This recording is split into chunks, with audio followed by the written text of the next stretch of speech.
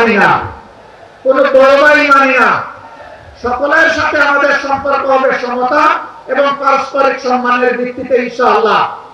আমরা বাংলাদেশের 18 কোটি মানুষের আকাঙ্ক্ষার বিজয় চাই, আর সেই আকাঙ্ক্ষার বিজয় হবে কোরআনী আইনের মাধ্যমে ইনশাআল্লাহ। এর বাইরে গিয়ে এটা প্রমাণিত হয়ে গেছে কোন কিছু দিয়ে আর বাংলাদেশকে এগিয়ে নেওয়া সম্ভব নয়, সুশাসন প্রতিষ্ঠা করা সম্ভব নয়। আমরা আপনাদেরকে আহ্বান জানাবো, বিজয়ের এই হুঁশিয়ারিটা, বিজয়ের এই বাঁশিটা ইসলামের প্রবেশদ্বার, ইসলামাবাদ খ্যাত এই চট্টগ্রাম থেকে আপনারা বাজাবেন ইনশাআল্লাহ। আপনারা বাজাবেন সেই বাঁশি। এই বিজয়ের বাঁশি এখান থেকে শুরু হবে, আর চেরাপুঞ্জির পাহাড়ে গিয়ে ওর ধাক্কা লাগবে ইনশাআল্লাহ। সারা বাংলাদেশ ইনশাআল্লাহ কোরআনের আলোকে আবাদ হবে।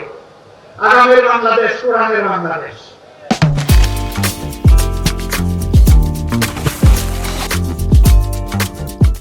আল্লাহ নবী মুহাম্মদ রাসূলুল্লাহ সাল্লাল্লাহু আলাইহি ওয়াসাল্লাম আর তার হাতে গড়া সোনার মানুষ সাহাবায়ে কেরাম রিদওয়ানুল্লাহি তাআলা আলাইহিম আজমাইনের পথ ছেড়ে দুনিয়ায় কখনো শান্তি আসে নাই, দুনিয়ায় কখনো শান্তি আসবে না। আমরা কোরআনকে বুকে নিয়ে, রাসূল করিম সাল্লাল্লাহু আলাইহি ওয়াসাল্লামের সুন্নাহকে বুকে নিয়ে, সাহাবায়ে কেরাম রিদওয়ানুল্লাহি তাআলা আলাইহিম আজমাইনের রেখে যাওয়া আমানতকে বুকে নিয়ে আমরা বাঁচতে চাই, আমরা মরতে চাই, আমরা আল্লাহর দরবারে হাজিরা দিতে চাই। আমরা কোন লাল চক্ষুকে পরোয়া করব না, কোন দাদা বাবু মানি না, কোন বড় ভাই মানি না।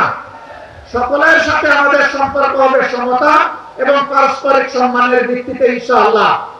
আগামী সেই বাংলাদেশ, মানবিক বাংলাদেশ, কোরআনের বাংলাদেশ গড়ায় চট্টগ্রামবাসীকে অগ্রণী ভূমিকা পালন করার উদাত্ত আহ্বান জানিয়ে আমার বক্তব্য এখানে শেষ করছি।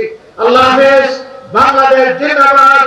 আন্দোলনীয় আন্দোলন জিন্দাবাদ। এই আন্দোলনের বিজয় হবে ইনশাআল্লাহ তাআলা আজিম। আসসালামু আলাইকুম ওয়া রাহমাতুল্লাহি ওয়া বারাকাতুহু।